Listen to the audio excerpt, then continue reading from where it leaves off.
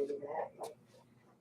We'll have the point over to revenues.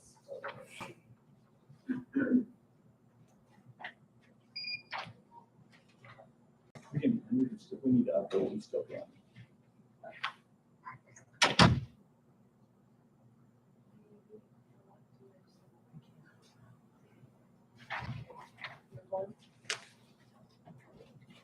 Are we good? Or you want to have a minute? Okay, I think Judge Vanderbilt will be coming. The what? Judge Vanderbilt will be coming, but we can just jump in. Yeah. Okay. All right. Good morning. It is 9:02 on Wednesday, June 15th, 2022. This is time for fiscal year 23 preliminary budget workshop hearing. The first one that we're going to hear today is from trial court administrator. I am Commissioner Smith, also present is Commissioner White, Van Beek, Jeff House, and Deputy Clerk. Joining us is Clerk Yamamoto, Chief Deputy and Controller, Zach Wagner, the trial court administrator, J.B. Robb, and we have Benita Miller, the Chief Deputy, right? What's your title for the team? You're like a deputy. You are the, yeah. Okay, I was going for it. All right, and we are streaming live. The purpose of that for you guys is these are going to be put on the YouTube page for Canyon County, and then the public hopefully will chime in and then provide feedback at our community input meeting in July. So at this time, I'm going to turn it over to you for your presentation. Thank you. Thank you, Madam Chair. Thank you, Commissioners. Good morning to all of you. So I gave you guys two little packets. One is just kind of a written, the budget request form, and then one is a little highlights from our department for the year with a little bit of, it says budget requests is the last section. I will kind of leave this for you guys to review when, it just highlights of, we have some good people doing really good things. And so it just goes over that, all the people that, court assistance is seeing and all of their contacts. I can give you a little bit of information on the judicial marshal's page, which is page 4. At the bottom is in court. And that means that there was a marshal in court that many times. And this is all just since October of 2021. So what else did I want to highlight in here? I think that's it. Okay, on to. So can I have a question? Judicial marshals, Yes. other statistics, arrests, 86. What does that mean? They've taken 86 people into custody since October of 2021. They were in the court and the judge ordered them Correct. to jail? Correct. Okay. Got it. And a big one that I would point out is trials. That really is only as much as these statistics are from October through May. I have a breakdown that was pie chart by month, and I kind of just wanted to make it a little more holistic for this. But that's really only 3 or 4 months of trials. So our trials are in full swing. They're happening. That takes a lot of judicial marshal power because it's ideal. We need 2 marshals in each jury trial, frankly. We can do it with 1 assigned, but it's best to have 2. So that's a lot of manpower that goes towards jury trials. Moving on, really, do you want us to just start with the general district court budget? How do you normally do this, Zach? I think we start with the general district court. Okay. Great. Okay. So general district court budget, I am requesting some new positions, and one is a modification of a current position. It would be, I'll start with the modification because it's a little confusing. So you guys in last fiscal year approved, we have an eviction court mediation coordinator who is part-time. He's doing fantastic. Eviction court is going very well. We have an opportunity for ARPA money from the Supreme Court which would amount to $50,000 for 2 years and then $25,000 the last year. So a total amount of $125,000 broken over 2.5 years really because of the way their fiscal years. So my pitch for this position is to move it full-time, which would actually not be a cost at all because of the reimbursement for the next 2 years. And my hope would be that we see how valuable that position is, it continues to be, and then I can make a pitch to absorb it into the budget after that reimbursement ARPA money runs out. Within the presentation packet, at the last page, it talks about filings. So that part-time position currently is coordinating unlawful detainers only. Since January of 2021, there's been 473 unlawful detainers filed. What I want to do to that position is we would also like to mediate small claims and have that position just be the mediation coordinator. Currently, we have mediations being coordinated and scheduled in chunks. So like one person does magistrate mediation, one person does district court mediation, and so I would like to absorb all mediations being streamlined, coordinated into one office so that we can better serve everybody. It's what, and so that would, if you look at the numbers, there were 932 orders for mediation since January of 2021, and there's been 1,233 small claims. So there's definitely a demand for this, and it would assist greatly in being able to have it all housed in one location. Jamie, I'm not quite clear. Would it be the one person to work on the eviction, all of these? You would combine all of that into one person? Correct. Okay. Yeah, so right now we don't do small claims mediations here. And then we do coordinate mediations that are ordered, which is the orders for mediation. Some of those are coordinated in my office. Well, they're all coordinated through my office by different people within my department. And so move those all to one person instead of, what was this case? Oh yeah, you need to talk to this person or this person. It's all in one location. Is that something that you did in your prior jurisdiction? You had that type of person that was a central point of contact and it worked? Nope. So we, in my prior jurisdiction, they did not have mediation. They actually didn't have eviction mediation like we do here. I think Ada County is really the only other place that does that currently. And so we're kind of piloting it, I guess you could say.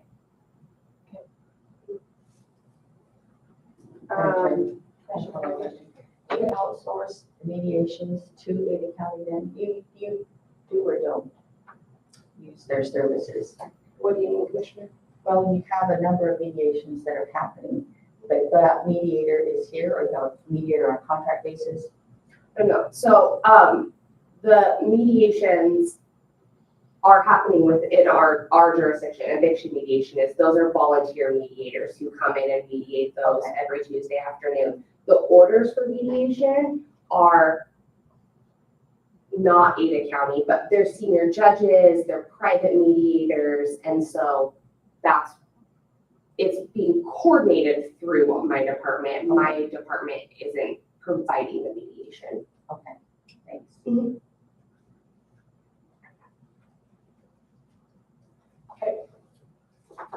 And then I do know there's some just, you guys have to print off of the budget detail, right?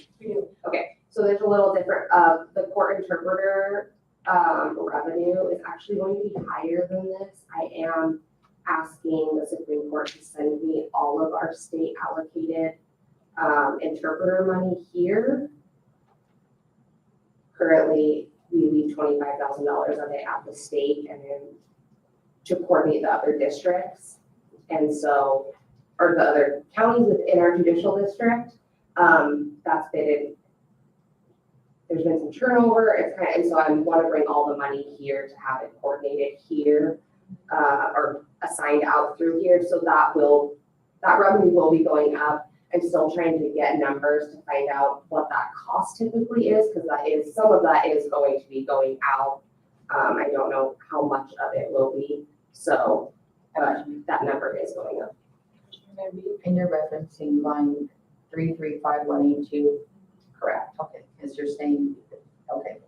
And what's your anticipated increase on that, Jamie? 25,000. Okay, thanks. Mhm. Madam Chair, Okay, how would that be structured as far as that money coming directly here and then out to the other counties in the district? So what I envision is having somebody like my admin supervisor, somebody within my office, my deputy, will, instead of the state setting up those mediations, we will just be scheduling them. The outer counties pay a TCA fee. And so encompassing just the scheduling of those, we'll take on those duties and see how it goes. And so then they would bill us, we would pay for it out of that money. Do you think it would be better to divide it from here and send it to the counties? No, not necessarily, but in the meeting we had prior, it would sound to me like the state is, let's say, in disarray to some degree, and the person they had in that position is not there. So this is something we actually asked for in the past, because it seemed to be easier to administrate through us than it was what the state was trying to do. Do you agree with that? Yes, I do agree with that. So do you think, with that, all of that said, that it is likely that they will do what you're asking for as far as the 25,000 dedicated to other counties come here? Yes, that is my choice. It was my choice, the previous TCA's choice to leave that money there, and I am choosing not to do so. Okay, thank you.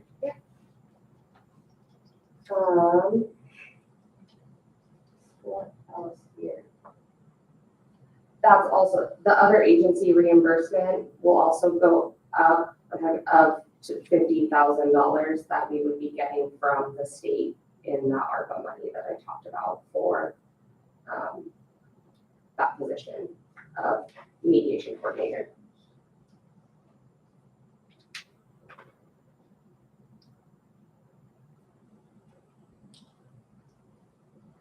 Madam Chair. Jamie, so that money is guaranteed more or less for 2 years. Correct. Do you think there's a possibility that the state would be willing to continue to provide that after the 2 years? So I think that there's a few, yes, I think that there's a few possibilities, right? I think that there is a possibility that I would be requesting the state to continue providing that money. I have talked to the person who was in the part-time position, because I would want them to go to the full-time position. And he knows that it would be based off of ARPA money, and there would be a possibility, frankly, that it would just not continue to be funded. Maybe we think, mediations are happening a lot right now, especially with the hopefully tail end of COVID happening. And so maybe they won't be as frequent, just maybe there won't be a need there. So I think there is a possibility that it just dissolves after the money. I think there's a possibility of the state picking up, and then full transparency, that there is a possibility I would be asking the county to pick that up. So I'm not opposed to any of those options, and it is a pilot. I would be keeping data and making sure that it's working how we want it to be, so. Thank you. Commissioner Namby. And Jamie, I'm glad you're going to be keeping statistics, because we've heard everything you mediate keeps it out of the court system. And mediation is cheaper than going to court. So if you can provide a look at that cost savings, given the number of mediations that you're tracking right now, that would be a way to justify part of that, your cost savings, keeping all those people out of the courtroom would be a way to look at that. Absolutely. Okay, where else?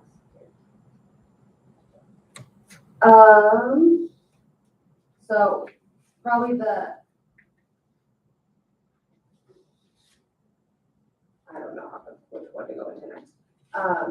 I am asking for 2 more part-time marshals and 1 full-time marshal in this budget. So 1 full-time and 2 part-time. Correct.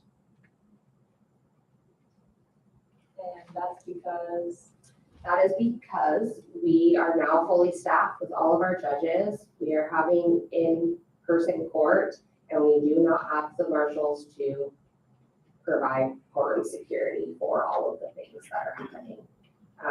It's a everyday. Jim is picking and choosing higher priority and not as high a priority of court. That's talking about safe, courtroom, courthouse security. That's not ideal. And so we discussed, looked at his current staffing levels, looked at current court calendars. He said with 2 more part-time marshals, 1 full-time marshal, he would be able to provide a marshal for all of the court that is happening.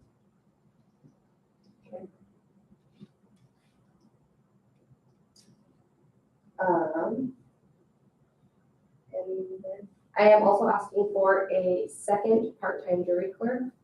Right now, we have 1 part-time jury clerk and 1 jury commissioner. In my budget request, I kind of break some information down. We can provide, or the county, if we have 2 part-time jury clerks, it is actually cheaper than 1 full-time jury clerk. And it would provide coverage to the office that is needed. We are the 2nd largest county in the state, and we have trials happening. We have things happening in that office. I think especially now that we have had a loss of a jury commissioner, are rehired for one, and we're seeing the staffing need there greatly to where when 1 part-time clerk, they can only work part-time. If we have 2 of them and the full-time jury commissioner, there would be the flexibility to always have somebody in that office and always have somebody great. I mean, the jury office is a public-facing office. That's where the public comes to interact with the courts oftentimes. And it's been a struggle since trials have been happening again because there is a very large staffing need there. just for the record, too, for my fellow commissioners, this is all outlined on page 2 of this document that she provided. Thank you. Correct. And then my last position request is I am asking for an administrative staff attorney. I know we hate to compare to Ada County or to other counties, but frankly, we are right next door. There really are only other comparison as far as size. Within Ada County, they have staff attorneys for all their district judges. Plus, they have an administrative staff attorney, so their administrative district judge has 2 staff attorneys always. Then they have a staff attorney that helps magistrate judges, and they have a staff attorney for senior judges. I'm asking for 1 staff attorney that I would title an administrative staff attorney who would encompass all of those duties within Canyon County.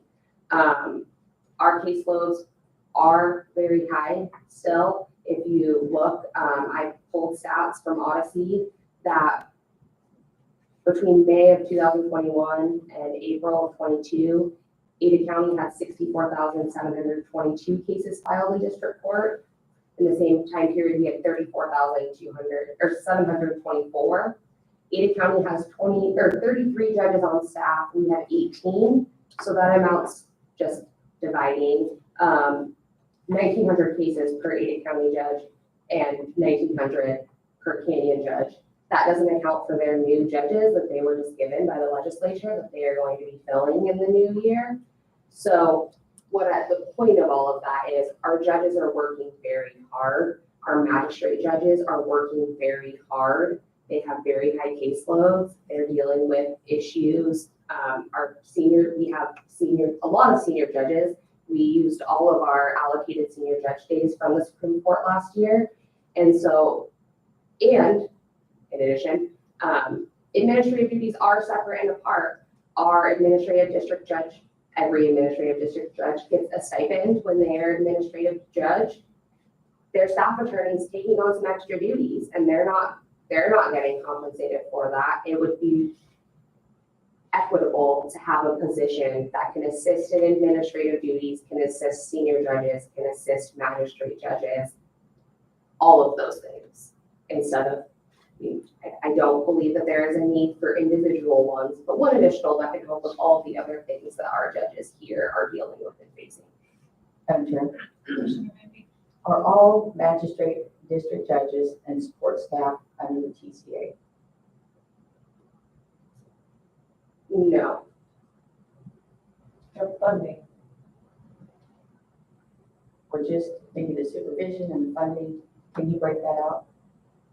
So by statute, the clerk of the court or their alter ego has to be in every court hearing. So all in-court people, which I would say are support staff of judges, are clerks.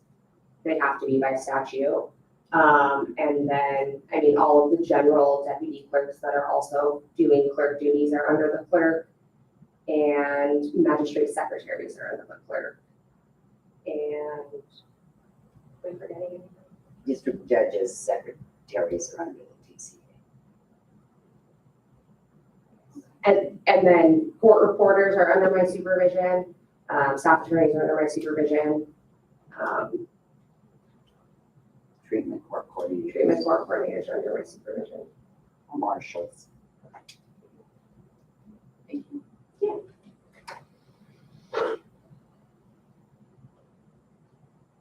I could back up just a little bit, Madam Chair. Go ahead. How many currently marshals, and for the record, for the public, a marshal was commonly referred to as bailiff.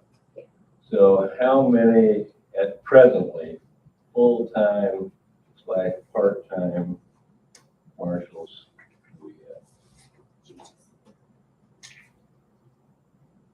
have? Madam Chair, Commissioners, can I have our head marshal come speak to that? Jim?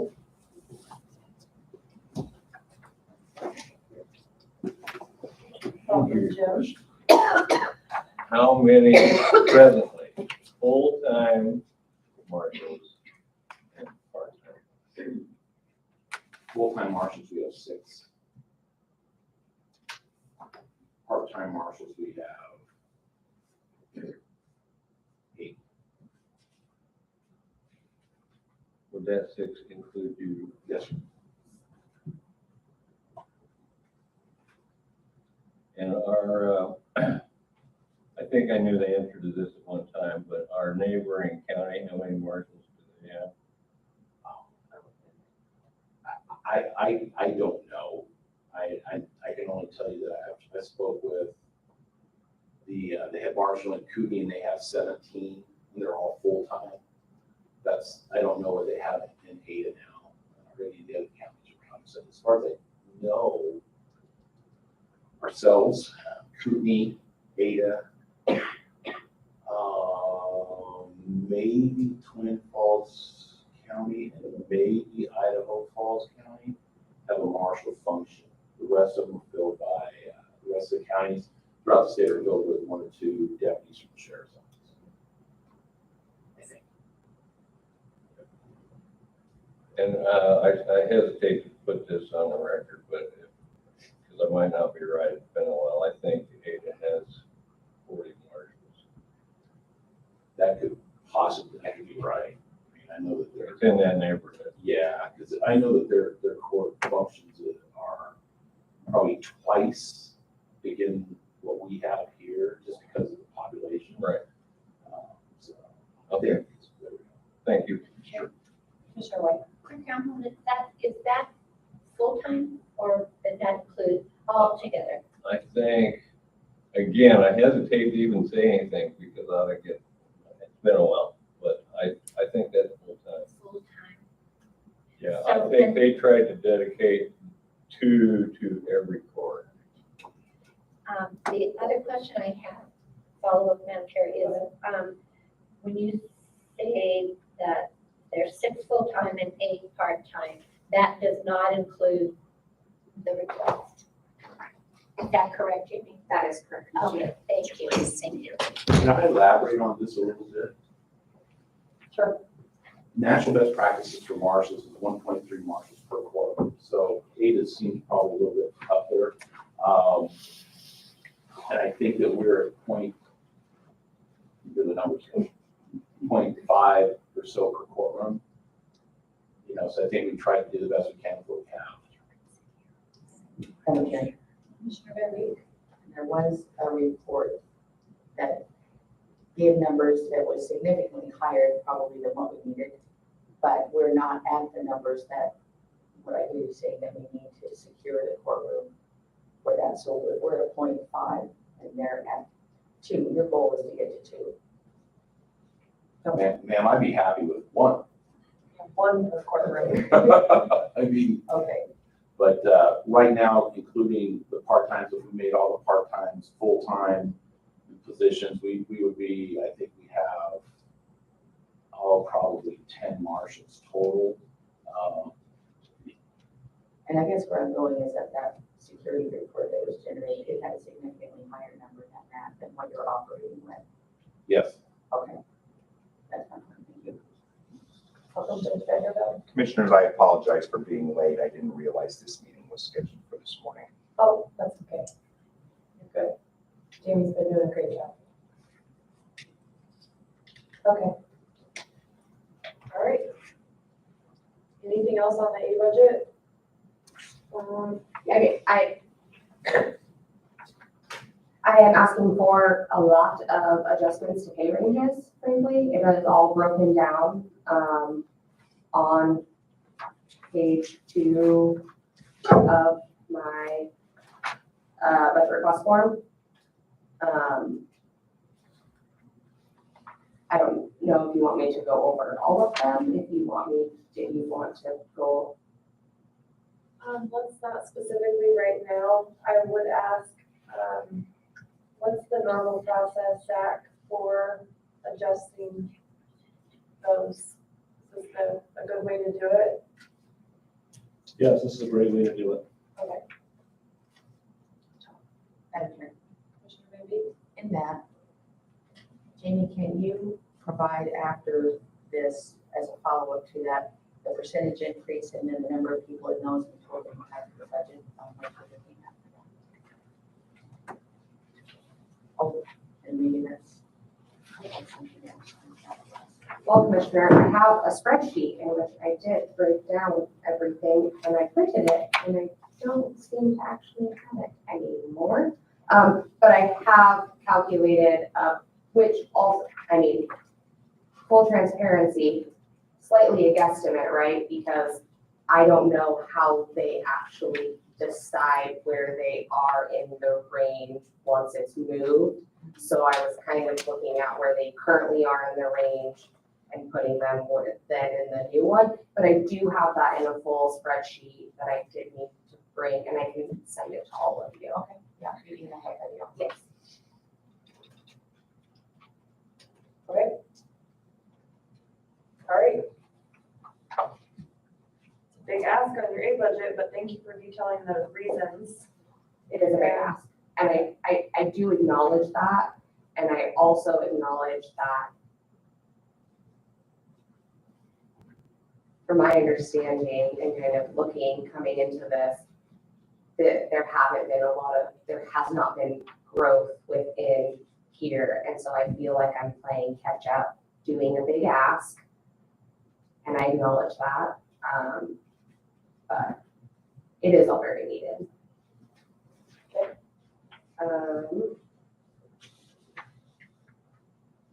Madam Chair, one more question. Did your Marshall division or what kind of a cost of living adjustment did they receive? Was it the same as divided in the county? Yes, it was 7.5% throughout Okay, county positions. thank you. Full-time were, part-time were not. Okay, so maybe you could, So and that is in my request, I am actually requesting to move it up again. So they're at $20 an hour, part-time, sounds like it. We're very fortunate that we're able to find some very skilled, qualified, great marshals who will work part-time, which is a huge savings to the taxpayers, to our county. And they are protecting our judges, our court staff. And I think that they should be paid higher than their other part-time employees. So I am asking to raise their part-time wage from $20 an hour to $25 an hour. Madam Chair. Before either Jim or Jamie, who wants to field that, but can you talk about their certifications in the past? There's been some questions, but these are post-certified people who have a lifetime in law enforcement or other homeland security. Tell us about their level of, the resumes, their level of security clearance and what they have on their resume. All the people who have, pardon me, Only do briefly, because we do have another budget hearing that we're getting to, and so briefly. Thank you. all the marshals have been post-certified in their respective states. The average number of training hours, with the exception of Lily, Lily's half our age, so we can't expect her to have 4,000 hours of training.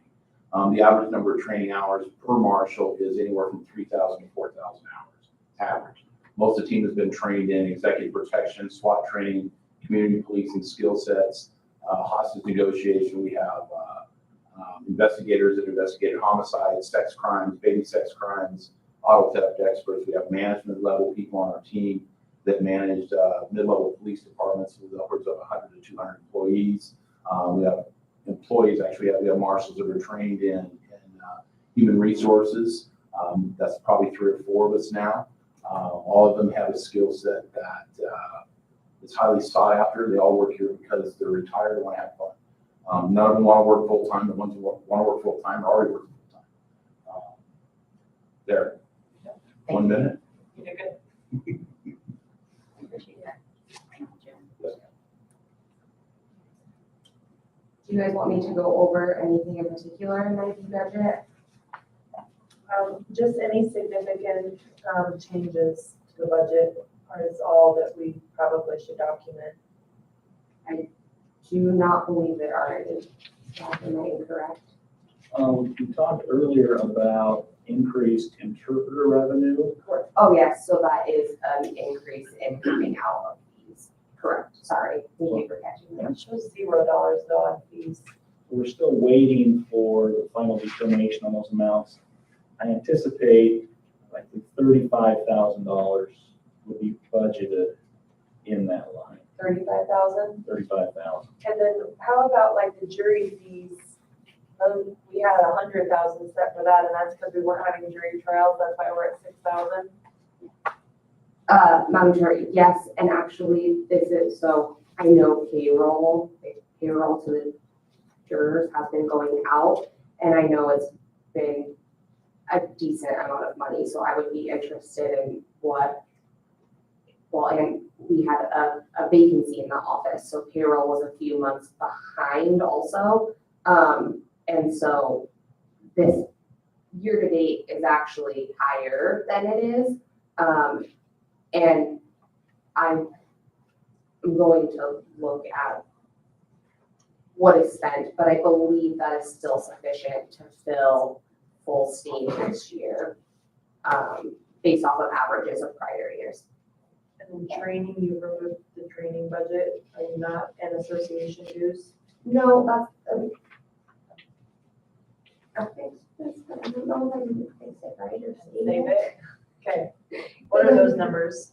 Just whatever they were, Or just carrying forward? yes, yes. So 7,500 for education and training and 2,850 for association dues. Correct. And I did update, 855 for subscriptions. yes, and then if you go down to where it says Idaho code and then other law books, Yeah. Idaho code can actually just go away. It's encompassed within other law books. Okay, And then Westlaw is actually 15,799, I believe. So it's like a little bit higher than that, or exact purchase price or reimbursement price for Westlaw. Madam Chair. Commissioner Van Jimmy, can you jump back over to domestic battery and capital crimes? I don't think you touched on those yet. Or if you did, I missed it, I'm sorry, but 521116 and 521123.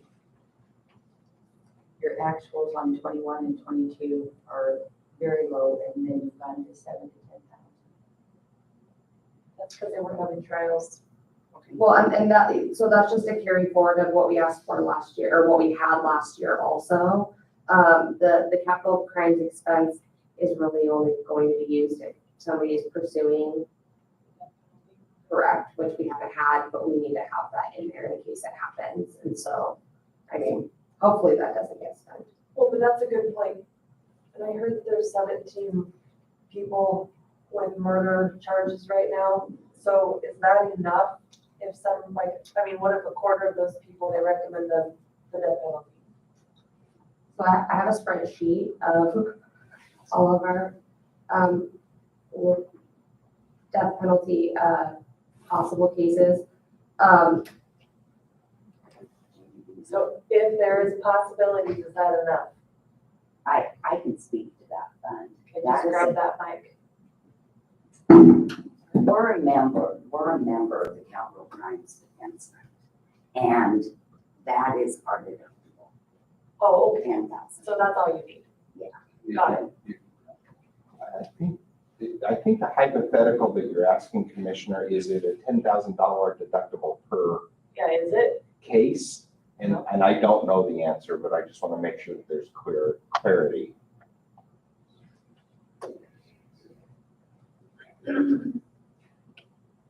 Gonna look into that and then get back to us. Yeah, Okay, I'll look into that. okay.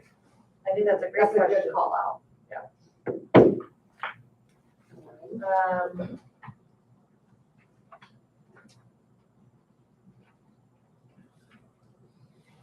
Office supplies, you haven't historically been using the 12,000. Do you anticipate needing to keep that much in the budget?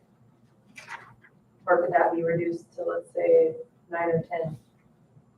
Even at that, that's 9 or 10 higher than what you've historically been using.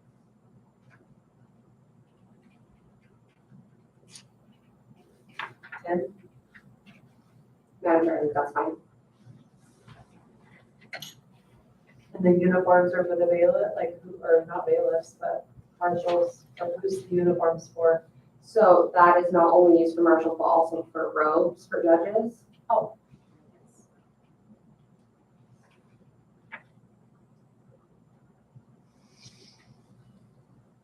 Okay, Madam Chair, Commissioner Van Dijk. maybe we haven't gotten to it, Jamie, but where is the remodel for? Is that in here or is that coming? Commissioner, that is in our court facilities fund, so that's coming. Okay, thank you. Okay. Move on to family court services. This should be very good. Okay. So.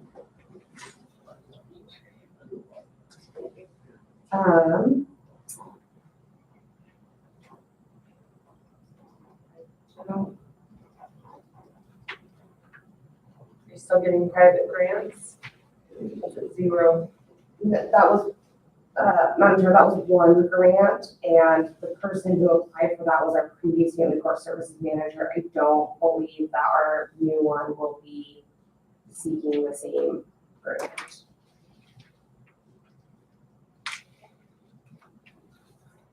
Madam Chair. Commissioner Van Dijk. Jamie, can you jump down to your, I guess it's for your education, to match your education and training budget, like your mileage, hotel, airfare, all of that. Do you have detail of who's going to be attending, what seminars and costs, detailed costs for those? Commissioner, I don't at present time. What I did was broke apart education and training into kind of actual line items instead of smushing it all in one thing. is this person historically charged for mileage? That would account for $1,200 because it's a one-man shop, right? It is, and no, I think that was an error. I think that they would charge for mileage, if they went out to other counties in the district. They would, but they would charge the state because they're a state employee, so I think that that was an error. That should be zero. Mhm.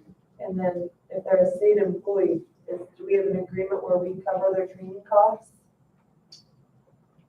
Sometimes, yes, depending on what it is, or if it's pertinent to Canyon County in particular, what they're doing here. They also are a state employee that covers the district, but they live here and do most of their services work is for Canyon County residents by a very large majority. Could you then relook at all of those expenses in Yep. that area and see what, and like cell phones at zero, but there were historical charges for cell phone. That, I can, that one, Madam Chair, I can explain why. So the reason that historically had money in it and then it is zero is the previous manager had a phone through like the Canyon County plan. The state reimbursed the county for that phone, but it was just easier, like she got on this plan and then they paid her. And the new manager is not doing that, is using his phone and just getting direct reimbursement. So that's why there was a cost and there's no longer one. Well, just look at the rest of those items, including like registration and education and training are typically the same. That's what education and training goes towards is the registration cost. So I think relook at those.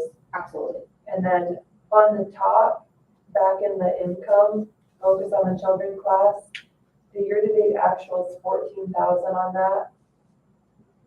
Was that because they stopped because of COVID? No, Madam Chair, that's because there's a lot of money hanging out. We had a vacancy in that office for a few months. And so all of the money that was being paid online through the class has to be like allocated to that. It's hanging out, isn't showing in that line item. So they have not for the past 2 years, Benita, had Focus on the Children in person. Yeah. But it's online. And so people are paying for it every period. And so that is accruing money and there is more there than that. I do not know the actual amount. What were the other miscellaneous charge and fees that used to be collected that are no longer collected? That was a program that the previous Family Court Services manager started, and we were taking the payment for it, but then we were paying that money right back out to the providers. So we really were a pass-through. So we are changing that so that when that class is ordered, they just pay the provider, just like all of the other classes that are provided by private providers. So it looks like we're losing money. We never actually were that was going in and then going right back out. And so we're just eliminating us being the pass-through for that. So what line item was that money going back out in? Miscellaneous professional services.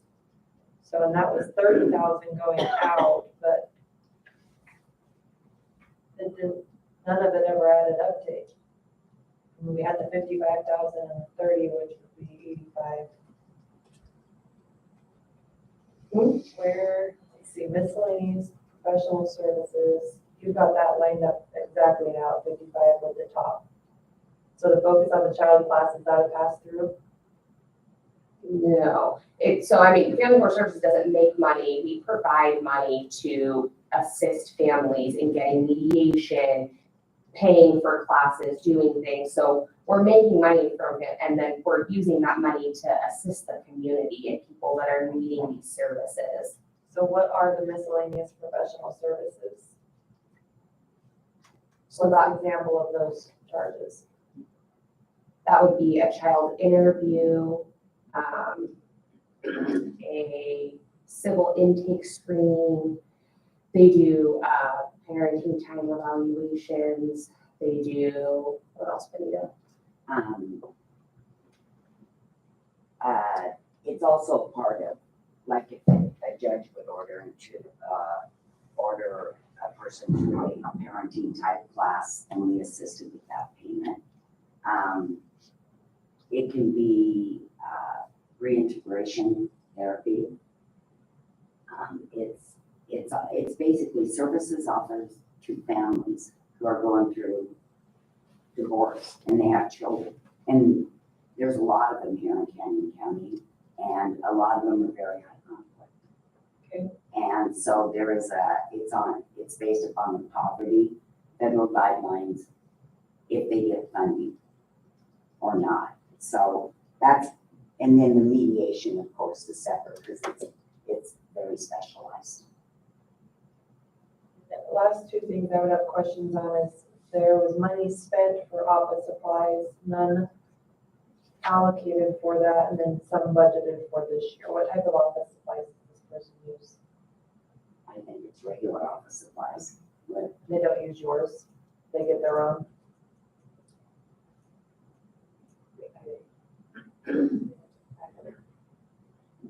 well, it depends. I think if you're gonna grab a legal pad out of our office, they use ours. If they're gonna grab a pen like this, they'd use ours. But I would think this is more in terms of, if they have a presentation, there is a pro se, people who cannot afford an attorney, and they're over there on the workshop, and they have to buy multiple steno pads with court assistants. So I think it's I do think it's a combination of out of the ordinary type of office supplies. It depends on what their services are, what they're hosting, and that type of thing. And what's your software expense? That's hosting the website, Family Court Services. I think we just paid that. It's for it's the domain. Yeah. Yes. 3,500 for the domain. I believe I just paid that I can't remember. And It was Madam Clerk, what they get paid $289. to Canyon County IT Yeah, right, department yeah, for domain hosting Yes. services, support services, they pay that they to update it. Canyon County IT. Okay. And I think the domain, is around 300. Is that reimbursed back by the state, or why are we charging the county for county work? Canyon County IT is providing that service to family courts. And that's not reimbursed by the state at all? The family courts also receives fees. As we talked about, the individuals pay fees to participate in that program. Part of those fees then will pay for the website. Got it. And that's where I think the majority or all of the payments are made through the web Yes. as well. Any other questions on family court services? I think just adjust those numbers for the training and we're good. Okay, thanks. Court advice. This is a dedicated fund, court advice fund. Nothing really new or exciting happening in here. Okay.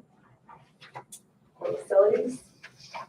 Court facilities, also a dedicated fund, and I am asking for remodels to happen out of this fund. I'm asking for a remodel to my office and remodel to the staff attorney office. That is on the 3rd floor of the courthouse, and then the marshal office on the 2nd floor. And then also money to remodel our last courtroom. These are outlined on the last page of your budget request form. Correct.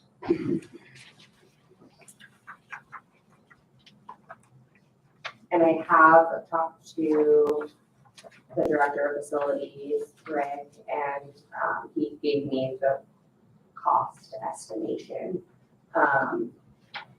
Did he give the office furniture cost? Are you going with handmade stuff from facilities, or Is that- purchasing the 30,000 in furniture?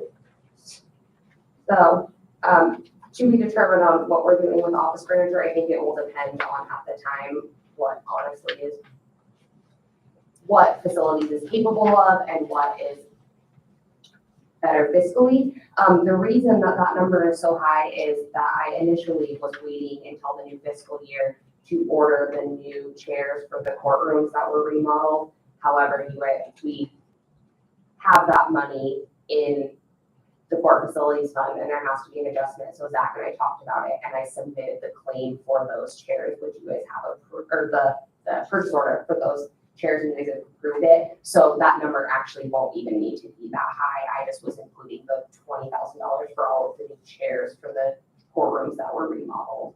So that would move down to 10,000? Yeah. Okay. And then before, I would encourage you to look and see what, if you're working with Rick or Made Furniture, or get some ideas for what that furniture would cost. Okay, and then the 50,000 is what's outlined.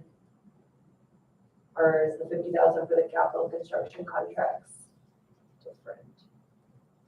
Yeah, so I think I did a mix between construction and capital. These estimations on the last page of that's outlined, I padded some of them to make sure that we are budgeting enough. Again, this is, I say, but I mean, it's a dedicated fund that. Yeah, yes, Madam Chair, there's 0 property tax dollars for this fund. There's a $10 fee, I believe, associated with civil cases that goes to fund this entirely. Okay. And if you'll notice, the 2022, the current fiscal year, we budgeted 62,000. We've actually overspent that budget-wise. There is sufficient cash. I believe there's, last year, I think we ended with about $300,000 cash balance in this fund. So there is sufficient cash to cover all of this, no property tax dollars. Okay, let's keep going then. Okay, towards the end of this fiscal year, though, we will present to you a budgetary adjustment, adjust this budget. I would, just to be clear though, so that the money part of this, I am not too, however, within my remodel request, in order to accomplish it, it requires to build out into current just open space, which Rick has drawn up. I assume show you guys it, but I think that's really what you guys are going to have to okay or not okay, just so you know. Okay. All right, treatment courts.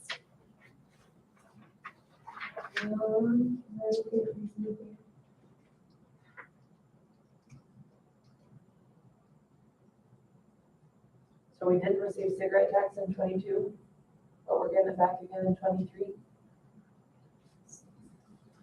So the county, through juvenile justice, receives cigarette tax monies. A portion of those monies are then allocated to a juvenile drug court, which is housed under the treatment courts fund. Okay.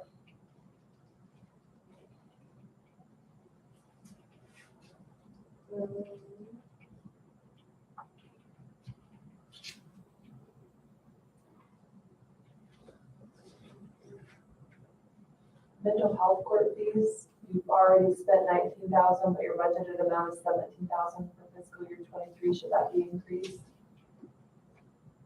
Or was that catching up from COVID? And then you don't anticipate it to be that high again?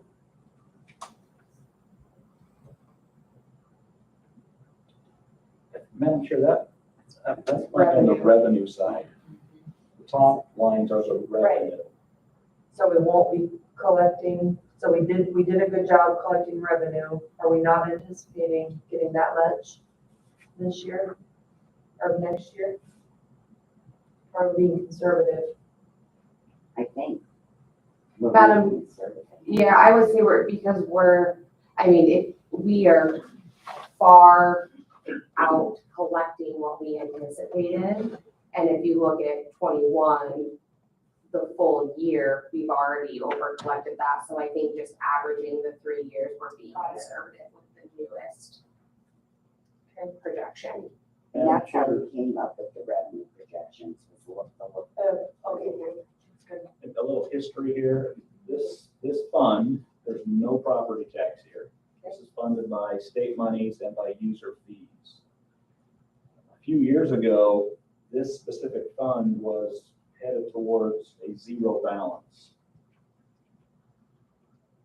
They've done a fantastic job. The collections have greatly improved. The fund balance has actually been increasing. I'm comfortable with the revenue estimates, and I'm appreciative that they're paying attention to the fees, following up on the fees, and that's really helping ultimately protect the taxpayers from needing to fund this. This is self-funded and state-funded, no local property tax monies here. Okay. And I'll just let you feature what you'd like to feature. I don't know that there's anything in here particularly exciting. I did budget for some education training. There is money in their fund and they have not had training in years. So I did budget for that for the coordinators of these. And so that's a change that I did do.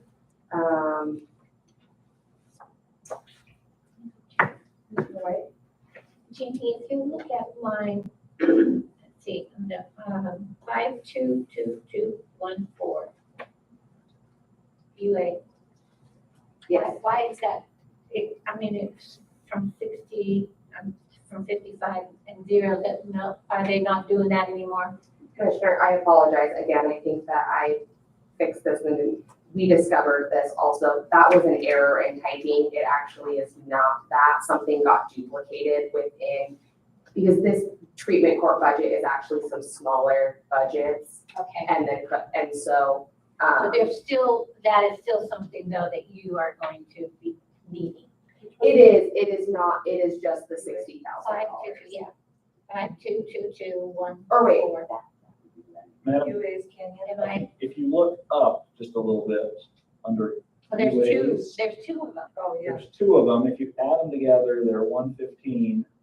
We don't need to split those That's what it anymore. was. Yes. It will all be accounted for One line. one line. So that is fixed. Oh, That is fixed. okay, Yes. so the 0, we can, Leave it 0. Yeah.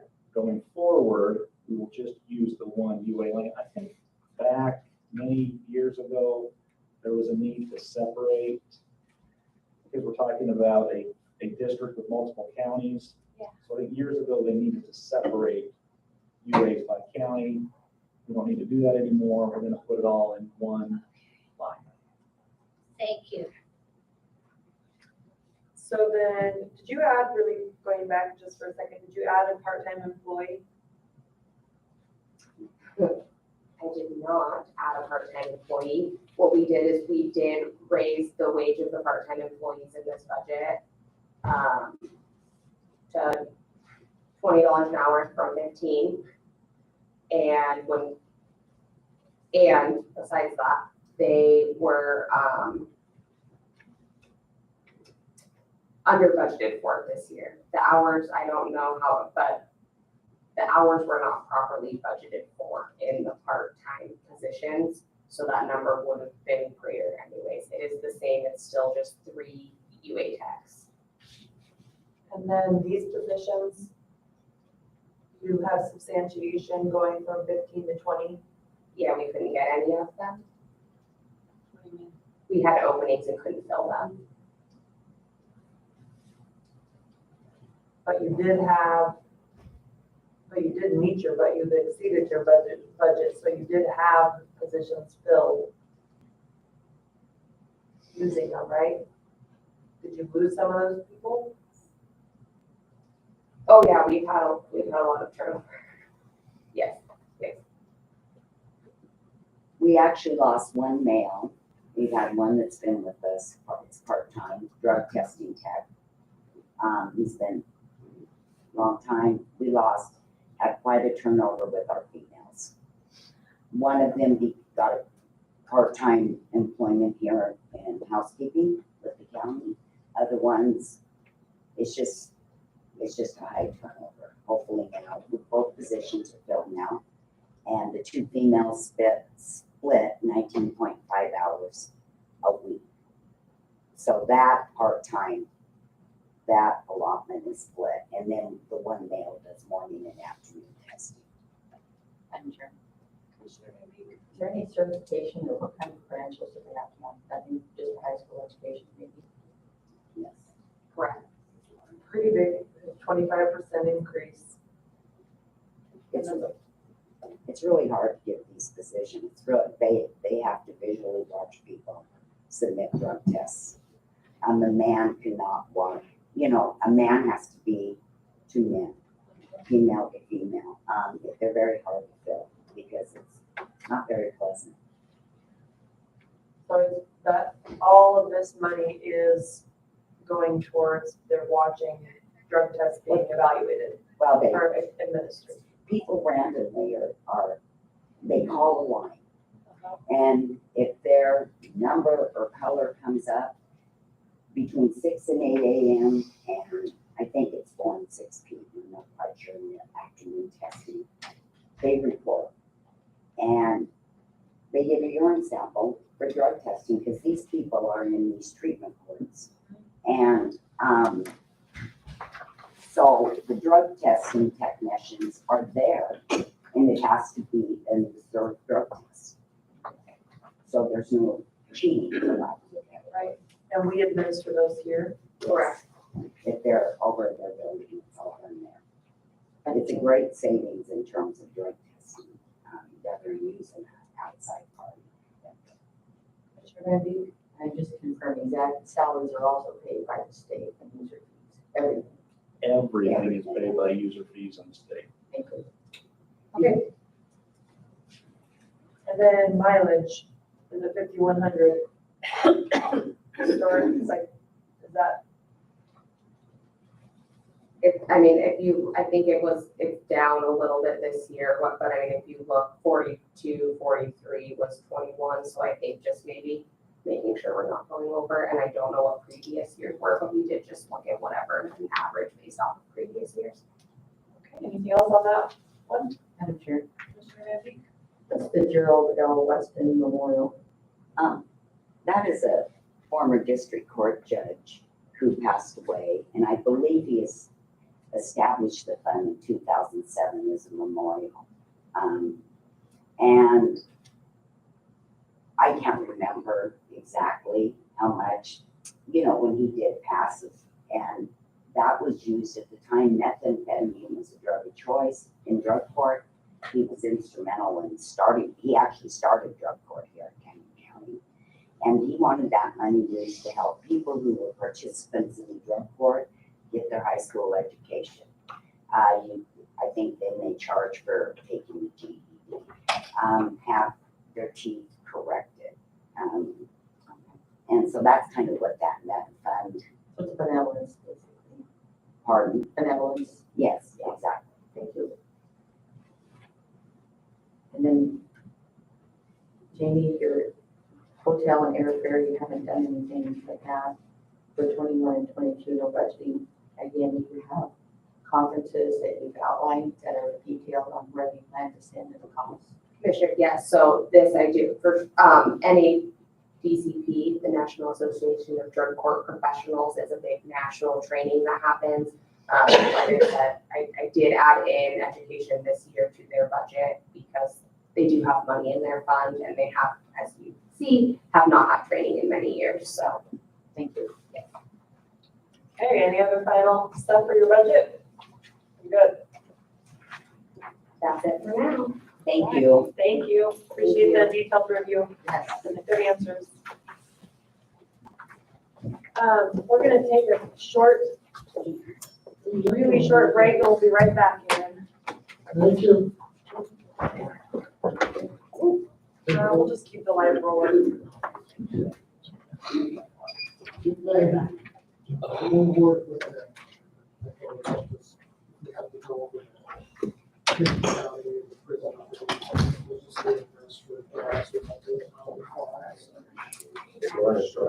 much. How are you, Chris? I think I'm gonna be the one that handles that, so. How are you, Tim? I'm good. I haven't seen you forever. I know, congratulations. Oh, I love it. It's I'm been, good. It's. are you looking forward to being done?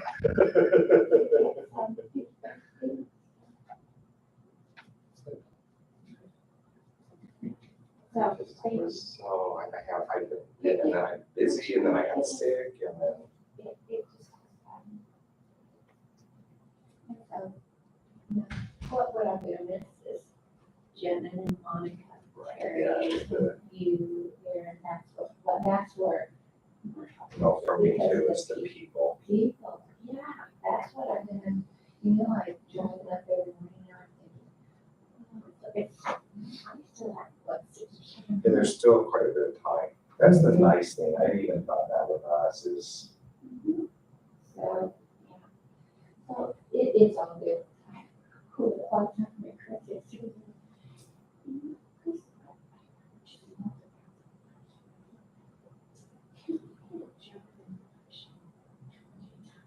you probably say yes. He started laughing. He goes, oh, okay. I go, well, way different. You guys have any big plans? Actually, it could be, the same Oh, area, and they just go home and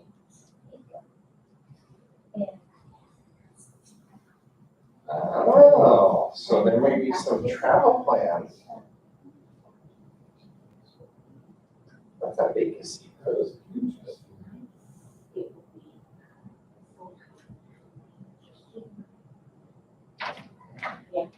I'll tell you what. That's what I was awesome. I went to Cal Western. Did you go to Cal Western? Yes.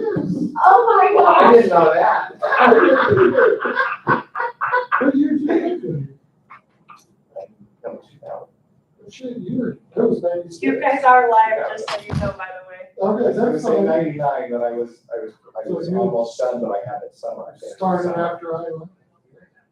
That is crazy. Yeah, I had no idea you were a Cal Western guy. It is. Oh, I know. I went to Cal Western because at the time I planned to practice in Las Vegas, and there was a huge number of Las Vegas attorneys there. And it was a good school. I loved it. Yeah. San Diego was a good time. Actually, I've been back the last few years. Still feel old. Are there still a few hanging around? Yeah. It's Oh my gosh, we've got to talk sometime. I know, but we've got to go to lunch and talk about.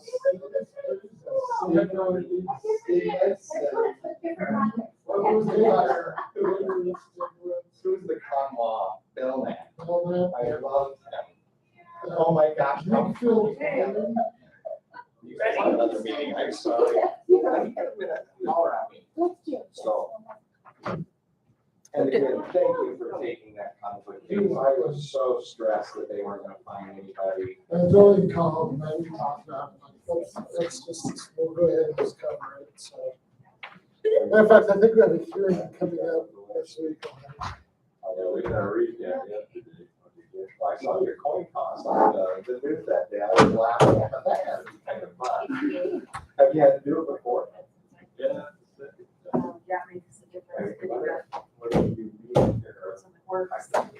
Pardon? What a unique hybrid. Shape your boss. Yeah, it's Idaho code. I know, I thought I would have been interesting. I had no idea. I was laughing there. I was laughing. You guys have a good day. I'm just trying to draw some of those numbers out a little bit more. I printed off. Yeah, I drew out this is what I think is the. Well, I guess you use one of the Some of those numbers That's are kind of, this is the number. because she said that. Did you hear that, Clerk? I did kind I'm of sorry, try what? to address that. We are live still. Oh, we are, yeah. Yeah, I got that too. Oh, I got this too. Yep. Yeah, I said that a minute ago too. I Sorry. did try and kind of clean that up. Take out. topic. I would want to make this a conference. Right? That was the question. Amen. Okay, Okay, you guys ready?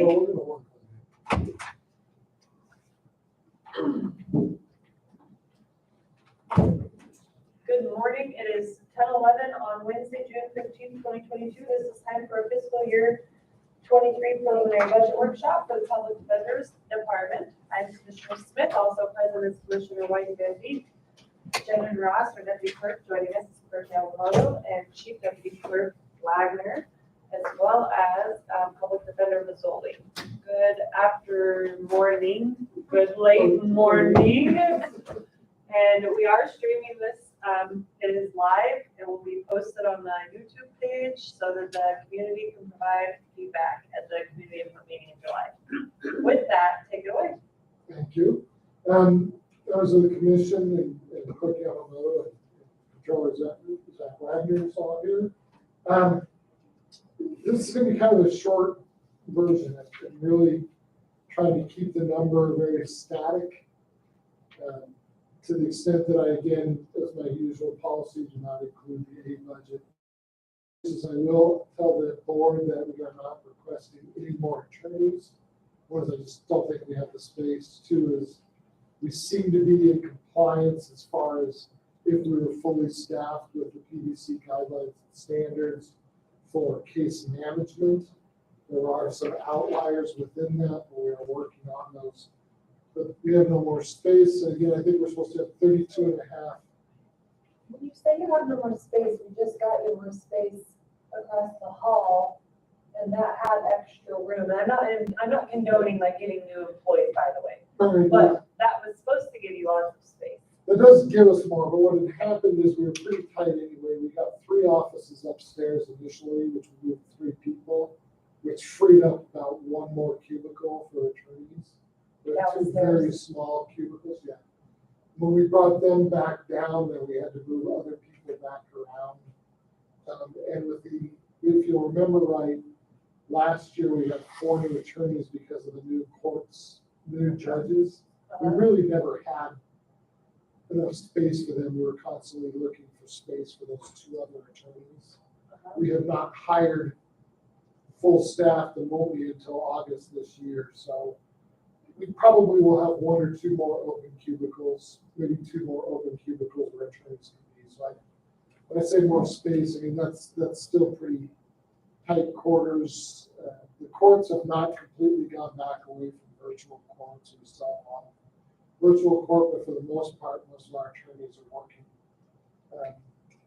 in the office.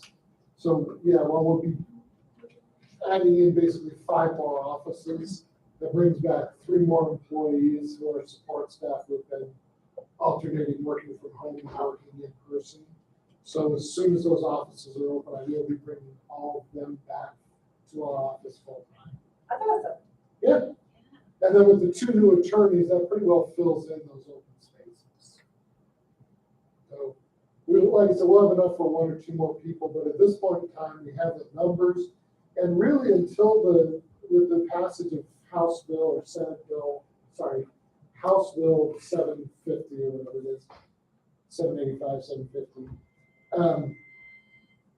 I don't anticipate asking for any more employees until we get what is going to happen with the funding and the employment of public defense and who's managing that. So I don't think it's fair to come to the county and ask for more employees. We did ask for 1 more additional attorney to be funded at the state level, really because PDC said why not. So we did. Right now we have 3 employees funded completely at the state level, and then we offset funding for 5 more attorneys through the PDC grant money that we obtained, which is last year was $998,816. We anticipate that going to a little bit over $1 million this year. The county will get reimbursed, and I provided this in an email. The county will get reimbursed, to the best of my understanding, the amount that we expended in fiscal year 2021, which was $4,640,752 or $725.52. That will be supposedly reimbursed to the county this fiscal year. That number has to be certified by the county. There's been emails, at least sent out to the other controllers and clerks. I don't know if Clerk Yamamoto's received it yet, asking to have the clerk certify that amount. But that's taken directly from our fiscal 2021 actual budget available in plan book. So that's the amount the county expended that year. Commissioner White? I just have a question, and I don't know how that, it has to do with where it would be in the budget, and that is how they're going to settle with if the public defender stays on this campus. How, and so they'll have to lease or rent or whatever, however that goes, or is that, have you heard to anticipate, and where would that, if we have to do that, if that money comes in, are we gonna keep this public defender? Are we gonna keep this part of the budget line, or would that be somewhere else, Zach? Chris, where does, I know we don't know anything yet, we're all just wondering and supposing, but nonetheless, have you thought about that? Many times, yes. Okay. The true cost of public defense would include housing 51 full-time employees. Exactly. It would include human resources support for 51 full-time employees, administrative support, payroll support. The total cost is more than just what shows here on this bottom line. Yes. There's support services that are provided, and facilities, that's a big number. And I don't know if those costs have been fully considered or evaluated when trying to determine what does it really cost to provide public defense. Okay, I don't want to waste time. I've just really been thinking a lot about this, somewhat just following the TCA. That could be part of the model that they're thinking, since they've already got that in place with the courts, this could be part of the model there too. So that's just something that, to how it's going to play out. Where, if we will keep this budget line for the public defense, or if it will go more facilities, or however, I just wondered about that, so. Madam Chair, real quick for the record. So what we've seen out of the Capitol, whether it be with the public defense or indigent for that matter, is from the Capitol, we get things done in halves. In other words, they really don't finish what needed to be finished. So with the 2021 levels, not only does that not include anything with facilities, but it does not account for any raises. It does not account for the 4 new attorneys nor support staff. So here we go again with a state mandated platform that is not fully funded.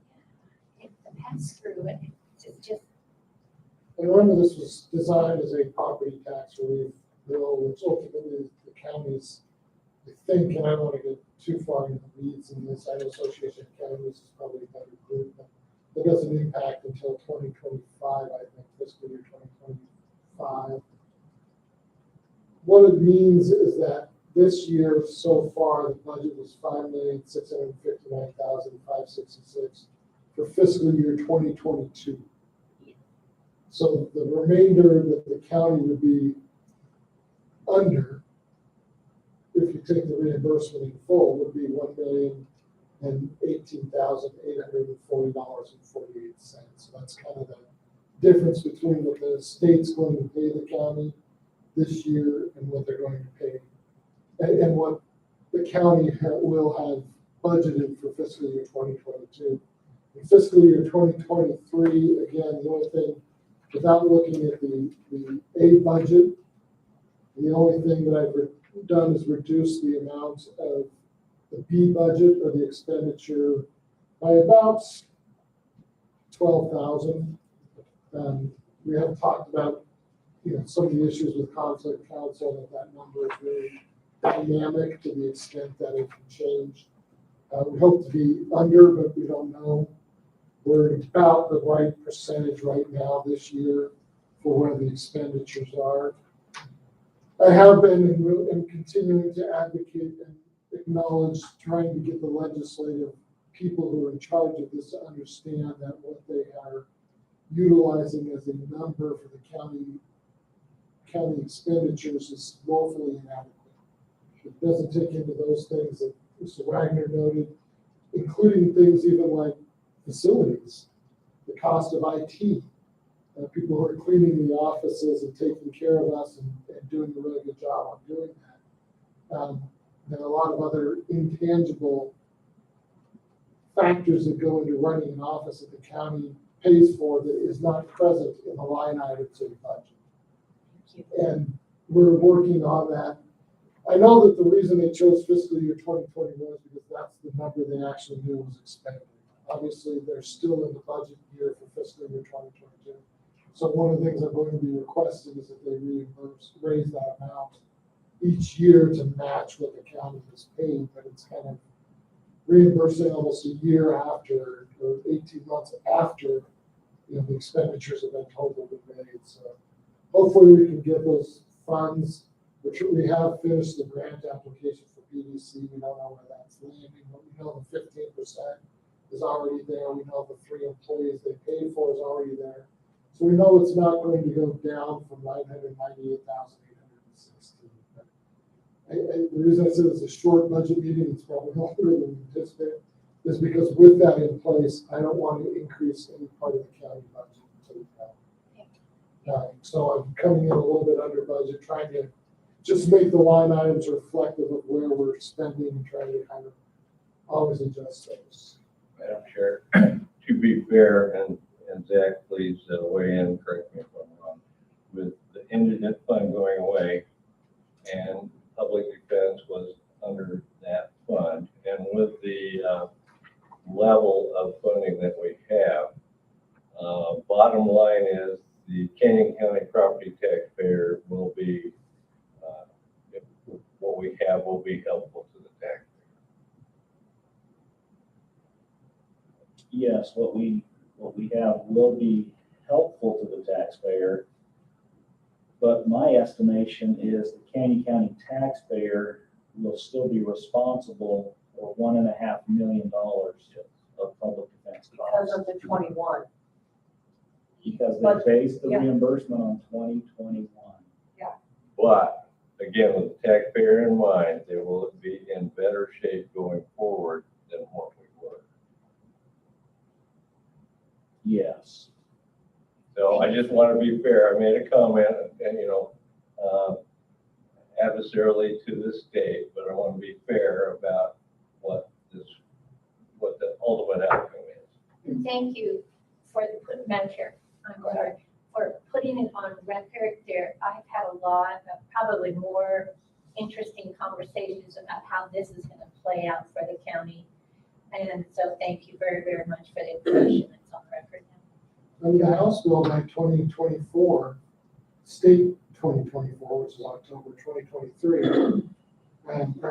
July 2023, the county will not be responsible for public defense. And supposedly this next year, like Mr. Wagner noted, about a $1.5 million difference is a significant reduction from $5.6 million to $1.5 million that the county taxpayers are making. But by that year, the county will no longer be fiscally responsible for public defense or managing or required to provide indigent defense services in Camden County. By that year, if the bill does not get modified in the next 2 years, which could happen. And with that, that's kind of what my budget is very direct this year. Okay. Or Controller Wagner. I greatly admire, I appreciate Mr. Bozzoli, got a lot of respect for Mr. Bozzoli, and he is right. His budget is extremely frugal. I believe it's too frugal. For example, line item 521128, conflict counsel. Yeah. Yes. 561 was actual spending in 2021. This year, we're on pace. Again, this is a wild card. We don't really know. Yeah. But we're on pace for 560 to possibly 600. So I think when all is said and done, the clerk's suggested budget will likely include $600,000 for conflict counsel. And not a negative reflection on anybody. Again, that's a wild card. It's very difficult to predict or project. It comes in lower rate, but I think we need to do the best we can to project and predict what we expect that to be. So we are providing an accurate number to our taxpayers. Here's what you're on the hook for public defense in Canyon County. Okay, Madam Chair, Commissioner Van Peek. and this is just for the record, but I talked to Seth the other day, and he said he anticipates public defense. No secret will be another big topic this year with the legislature. So we were involved heavily last year, providing comments, and you're gonna be in the ring again, I would hope. Yeah. I don't see myself going anywhere yet. And again, I appreciate all that you do as well. You're a great leader. You're great at what you do, really diversifying your base, the knowledge base, and what you bring to the county. You're greatly appreciated. Thank you. The other line that's short is probably the expert witness field, because the PA, because of all the murder trials, increased the expert witness costs.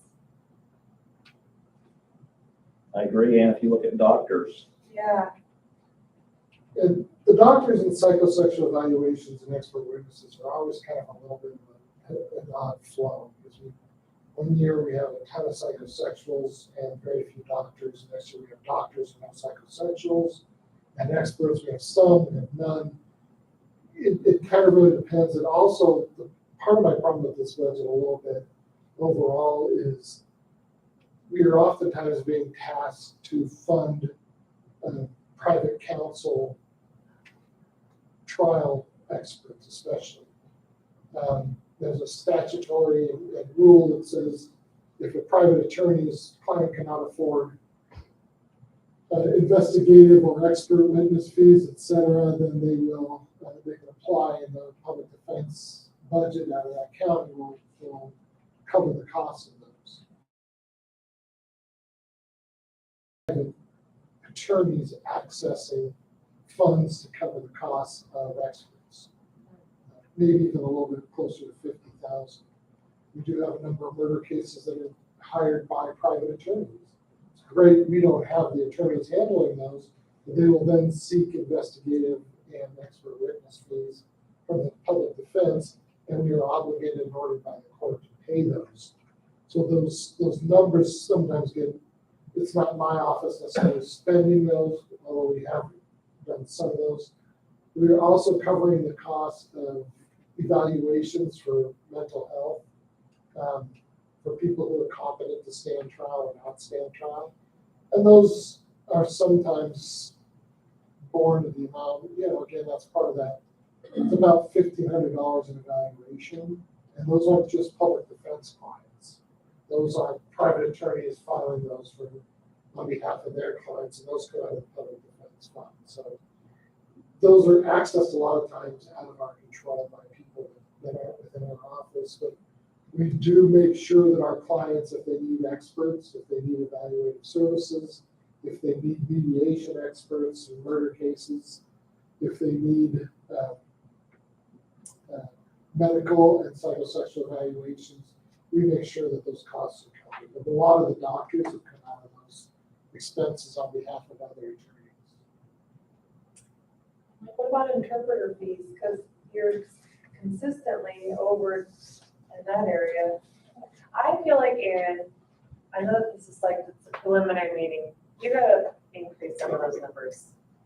The interpreter fees are, again, it's kind of one of those things, they were over a couple of years, but they run here for most of the other years.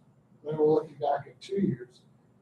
some of that is just who we get from where. And again, I mentioned in fiscal year 2021, I think in 2022 carried over, we had a massive game case with about 10 defendants, about 2,000 pages of discovery that was all interpreted. And those are not covered by the court interpreters. We have to pay separately to get those courts interpreted. We've had a number of people from foreign countries who have accessed that we didn't have the years before. We had one young lady from Thailand who had to interpret everything for her. Ultimately wound up representing herself, and when she wasn't in court, then we had to have all those court documents interpreted. We've had people from different nations in Africa. I can adjust that number. It could be, I don't know why it's, the transcript fees are also kind of the same way, almost with 60,000 this year. All the same. Yeah, we're the third of them. So all of them kind of flow. So I try and keep them somewhat accurate, but I always kind of look at the bottom line is where we have on the total numbers down the line too, so that we can come around off of some of those. As investigative fees, you know, we're almost opposite. And that was simply because of fiscal year 2022, we're covering investigators for 3 murder cases outside the office. Well, I think you're being very fiscally conservative. I would encourage you to look at those and make adjustments where they're needed. Some might go lower, some might go higher.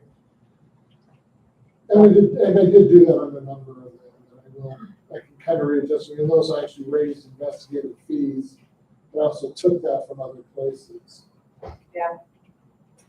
Okay, any other questions for Aaron? Sure. Commissioner Bambi? And everybody's following the IT, so I'm assuming that you're following suit on your computer equipment, your 577-100 line. Yes, I provided that. I didn't provide that in my attachment, but I did provide that number to Clerk Yamamoto and Mr. Wagner in our meeting.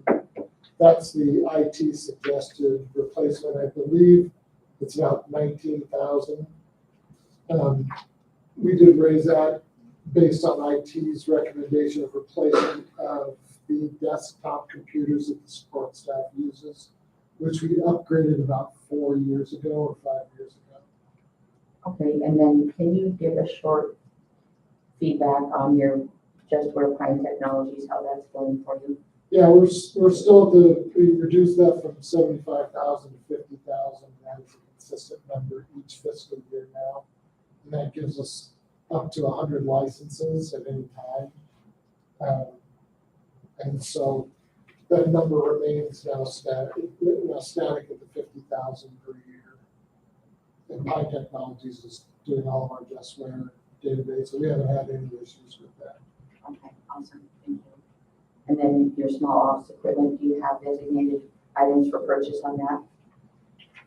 Well, this time I know I just purchased,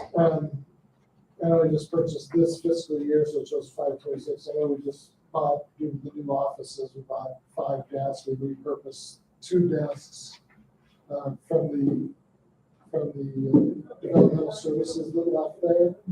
And one of our attorneys who's coming in is bringing his own desk in. So, and so we bought 5 new desks. We need to get a couple of chairs. That's all. But for next year, I don't have anything in that, which you never know what breaks or what needs to get. So There's nothing targeted like we're buying new cubicles or anything else. So this is cover desks and chairs, but some of those, it sounds like they're already, do you have a breakdown somewhere, or that's just your best guess? That's just best guess. That's just I imagine we usually kept it that number. Again, even this year, we didn't realize we were getting new office spaces back in fiscal year 2022 until this January. So. And every time I report, we're almost ready to move in. We're usually close to being done. All right. Okay, thank you, Aaron. You're welcome. We'll roll right into Mark's presentation since he's here. So this will be for the fleet department.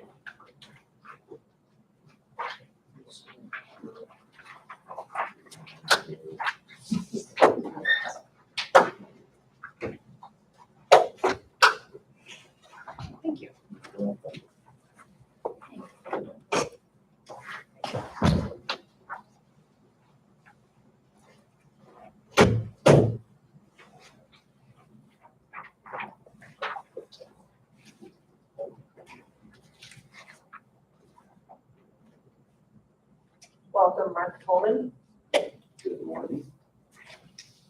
This, You're up. this should go almost as simple as Eric's did. Cool.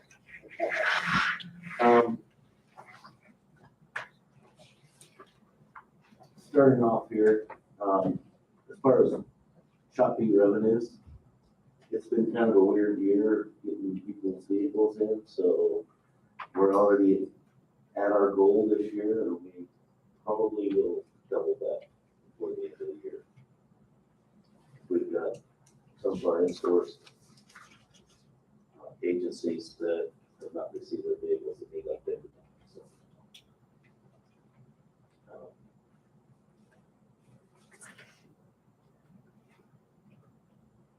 as far as the fuel revenue, we'll match it down in the B budget, but we've raised our fuel money up $50,000 from last year. This is where we started out before, and then we knocked it back down because things were going good. But fuel prices have really gone insane lately. So most of my stuff, anything that has really risen this year is commodity. And I don't have a crystal ball on what's going to happen there, but talking with Zach and Chris, we figured that 50,000 should cover that. Is everybody still comfortable with that? Or do you, I'd like to get your opinion here because it might not. I put $5 to the sheriff's budget per gallon, and his was a $4.25. Madam Chair. Commissioner White? How many, I don't know if this is applicable, but how many days do you have on hand? About 30, About 30 days. if we're really, really careful. Okay, okay. Yeah, it's, you know, it looked good at the time, back when we talked about it. What are your thoughts? I'm getting more storage. No, just raising that, well, that would be great, but we have nowhere to put it right now. On increasing the average at 5. Increasing that 4.25 or 425,000. This is all the county. I don't know if, I just feel like, I don't know how the $5 fuel is gonna be sustainable long-term. And so to plan for it for an entire year, maybe that is the prudent thing to do, but I don't know how it's sustainable. Well, we don't spend it if we don't use it. Right now, we're good. And we'll be just about where we had planned last year, 375 by the end of the year. I've got 35,000 in the ground. What do you think? It's gonna get worse before it gets better. The production in this country has headed south. And one of the major refineries in Houston, Texas is talking about shutting down. I can't even imagine what that's about. But production in this country has gone down, it's not going up, and given the energy policy that this country has at present, that it's going to get nothing but worse. So I'm this okay with is the CYA, I think we should raise that at 100,000. Above what you have in here right now? 525. And Mark, go ahead, clerk, or controller, what were you gonna say? So this Mark buys the fuel. Yep. And then other Like the sheriff, and offices us, and ESD. pay for their share of the usage. Yep. Yes, we would need to change this. We would also need to go back in, And adjust. adjust the sheriff's, development services, et cetera. I think most of those have been You adjusted. think most of those are, okay, Yes. But when we were figuring the sheriff's, it literally came out to what we had planned. So that's, everybody else needs to be brought back into that.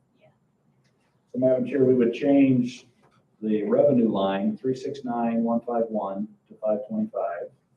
We would also change the expenditure line, 545509 we changed that to 525 as well. Right? Right. Madam Chair, Commissioner Van Beek. Mark, is that just a price of $5 for the whole year then, or how did you come up with the additional amount? We were figuring at $5 a gallon. Thank goodness we're not in California right now. But our bulk is, we take daily bids on our bulk right now. It's about $4.40 to $4.60 depending on. So the additional 100,000 is a price point at $5 a gallon. Yes. You're hedging the market that it's going to go up and stay sustained at 5. I hate to use that word, but yes, we need to CYA here because we don't know the system. We'd have thought that we're gonna cut off all our pipelines first day on the job for president. So Commissioner White. What about diesel?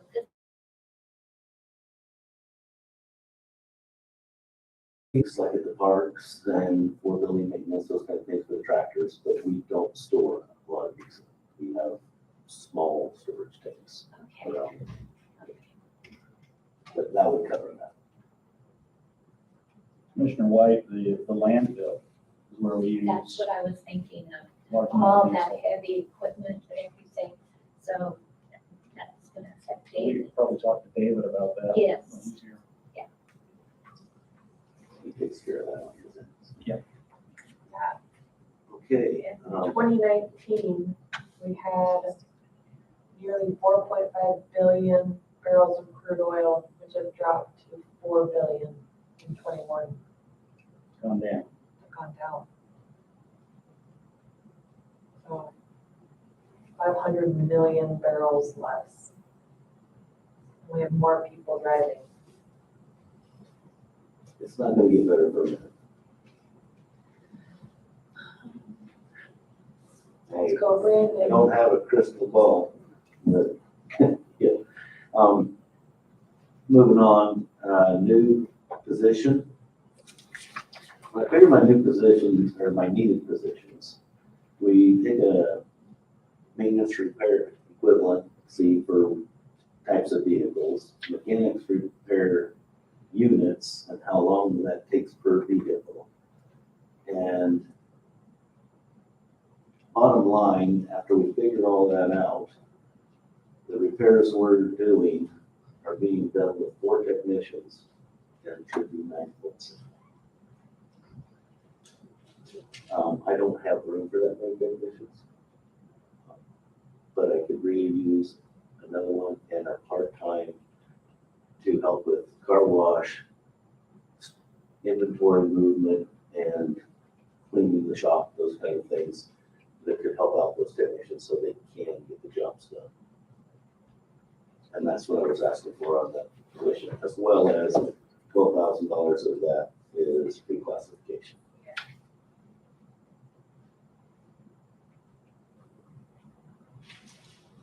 So you don't have room?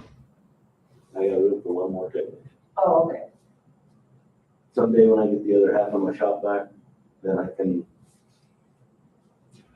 do a So- little more there, but right now we just don't have that. But your regular, oh, so the new would be the 56,000, so that's a full-time technician, Yes, that's what the 56,000 is for. And then the 16,000 would be for a part-time, right. And I need to go through that with Zach here, and make sure that 56 will cover that. But I think we're close. I tried to figure in the so that would be benefits as well. your benefits, so then, okay. Madam Chair, Mark, on your request to adjust the salary, is what you're proposing on the assistant director position commensurate with what other assistant directors are being paid in the county? Or do you have substantiation for that? I don't have it here with me, but yes, that's part of it.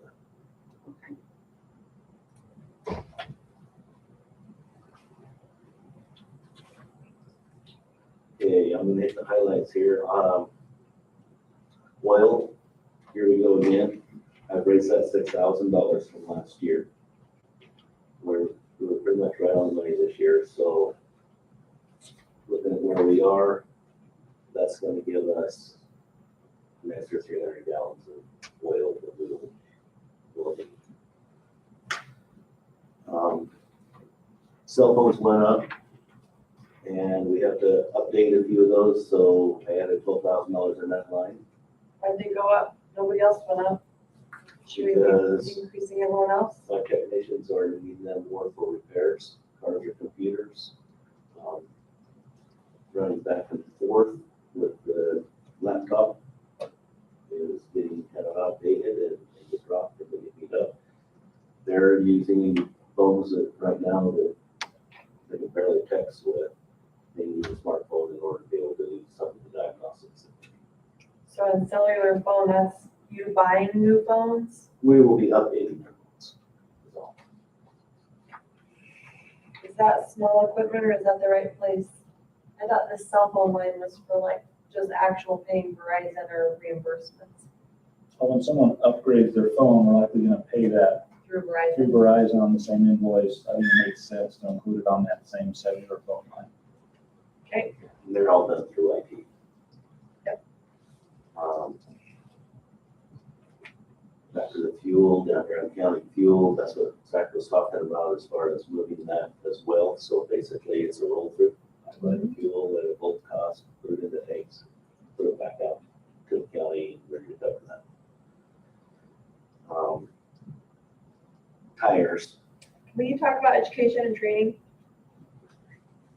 You've Yeah. got a lot of money in that budget and it doesn't look like you're using it. Are you having a hard time getting classes for your that's what technicians? we have this last year, or actually 2 years, we've been doing a lot of online stuff. Uh-huh. There are a few ASCs, I've got technicians doing their ASC classes, and they have to do a little bit of traveling to go to colleges that are actually doing those tests at that time. Government Fleet has training the administrative side of our business. Those people need to go to. And I'm not sure that's gonna cover it all. We're gonna have to do a lot of everything still online as much as possible. Okay.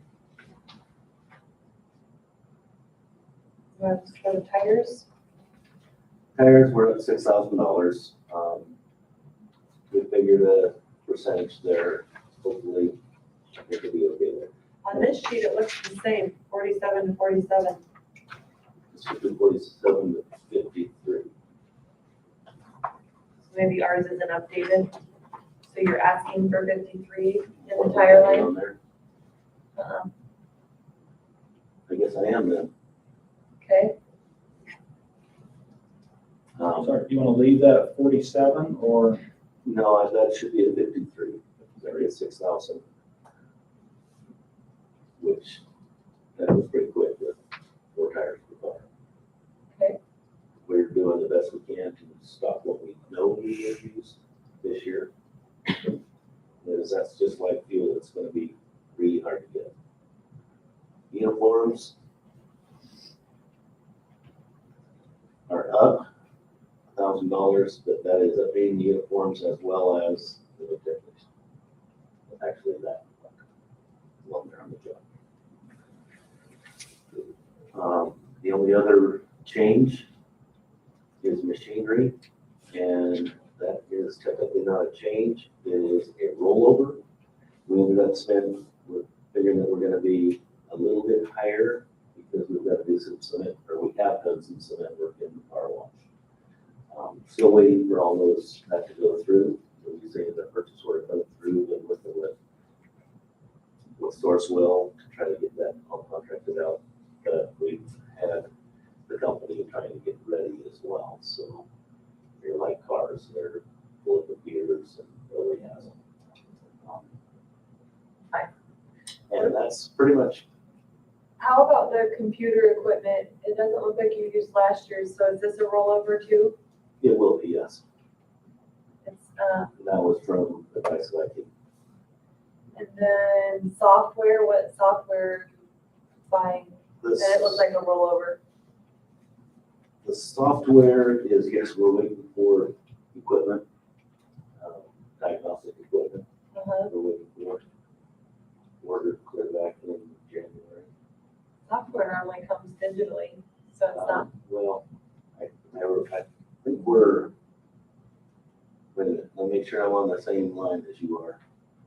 Software 57. Okay, that is, that's gonna be our Concentric, some of our Vaster, all data,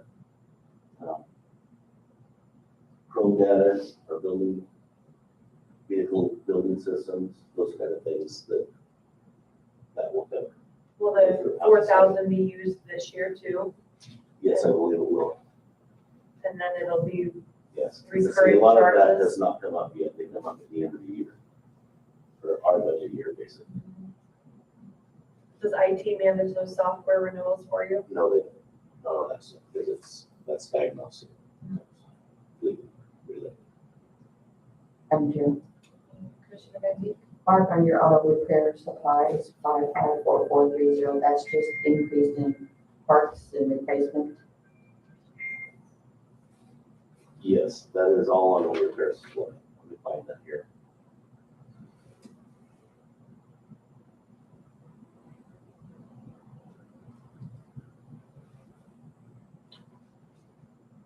That has, we've done really well on that.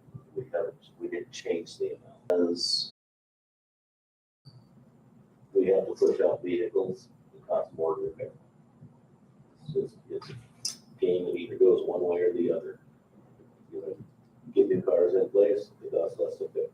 You keep too many after too high miles and too rough of work, then they take a lot of money to repair. So you pay now or pay later. Commissioner Benzee? To follow up on that, Mark, you're choosing to fix vehicles that normally you would have not chosen to do that before, so there's your cost increase there. There is not a cost increase in our budget. No. It's the same budgeted amount, but I guess I'm looking at what you spent historically in 21 and 22. So my question is not on your requested amount for the same as last year, but are you choosing to, instead of totaling the car, are you choosing to make those repairs to cars instead of? In some cases, we use a point system. It has to do with age, has to do with the value of the repair, the value of the car. There is a point where, no, we don't want to put any more money into that vehicle. We set it out and move forward. But there are some that, yes, we're going to have to push. We received about half of our vehicles this year that we ordered in September last year. So anything we order this year as well, we got to know that it's going to be a year out. A lot of GM and Chrysler already cut off orders for 2023. Like the GM Tahoes for police Tahoes, that opened up on the 9th, it closed on the 10th.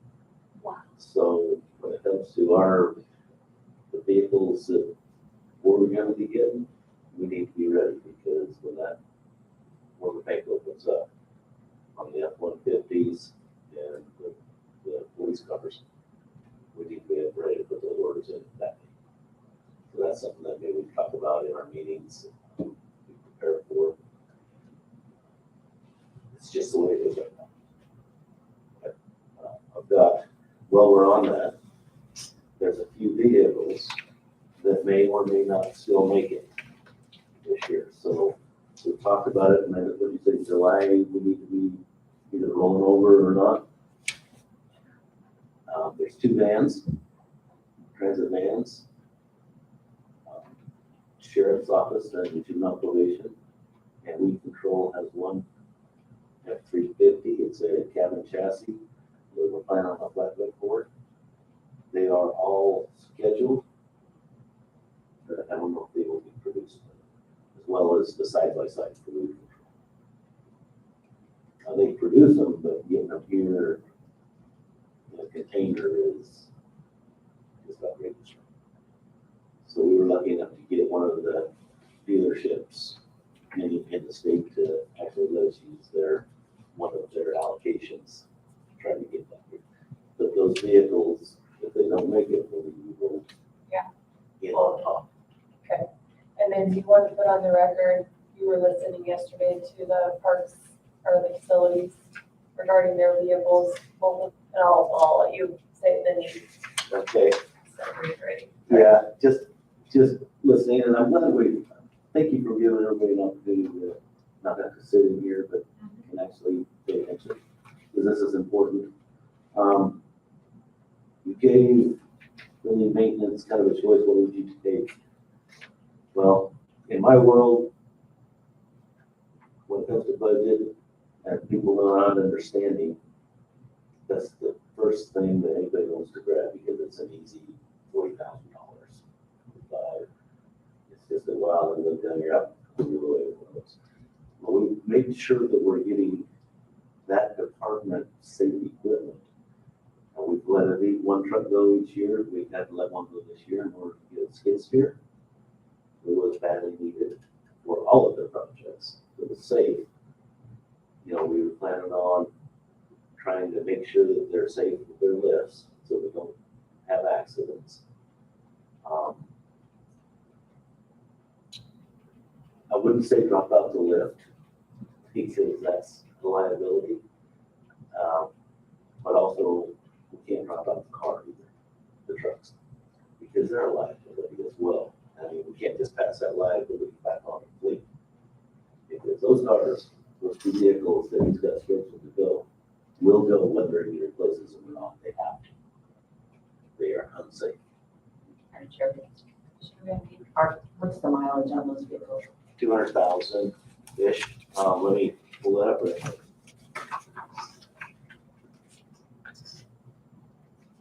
If they're local vehicles, it's great to push the mileage like that, and we can go get them.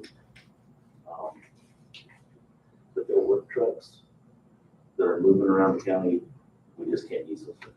One of them has 199,559, and that was almost a month ago. The next one is 198,474. You trade those. So those have a good 30 days on them. I'm sorry, Mark. And what mileage, you have a mileage point that you generally trade in those vehicles, and what is that for those vehicles? On the pickups, 150. That's where we can still get something out of the vehicle and move forward with a good vehicle. You know, he's putting on 4 people. And I'm not trying to run his deal here, but I'm just saying, putting on more people. I can't take these 200,000-mile trucks. Remember those guys going out to clean the bathrooms and stuff, they don't go out there with a canister of pipes. They have to have a 300-gallon tank of water and a pump and spray it. They're literally spraying the crap off the walls. Literally. Literally. I know. So there are soft costs to that as well. So yes, building maintenance gets some of the older trucks. These trucks that we're trying to get rid of were building inspectors at one time. But there's a few that need to be just rotated as well, so they're not always the end of the run. Where trucks do or die. I'm just saying, I don't want to take on that liability. The truck's gotta go. So I got a thought. If you're gonna take off that line, I left enough money in his vehicle budget this year to take care of this 4 weeks. So let's get that done this year. Don't wait, do it. But I just wanted you to know that there's a point where you can't just push that liability. Okay, I agree. Thank you for putting that on the record. Okay, anything else? Any other final comments? Madam Chair, Mark, I apologize for my short memory. The storage buildings. What did we talked about, there's 18,000, at one time there was 18,000 on that storage buildings line. Remember? That is in that project. That is for that car. So we need to roll, so we'll ultimately roll that, okay, so we've rolled that 18,000 to the car wash line, so that line would be now on one line at 185,000. Correct. We just combine those two together. Madam Chair, can you highlight the lines you're talking about? I'm sorry. Yes, 680-230 storage buildings, 18,000. 684-1110 machinery was 167,000. They both tie to the same car wash project. Okay. So we rolled them together in one line, 185,000. Thank you for that.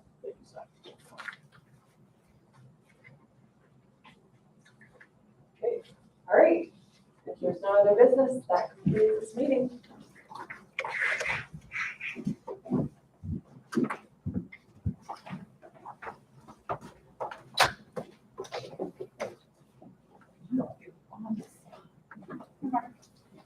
Give that back to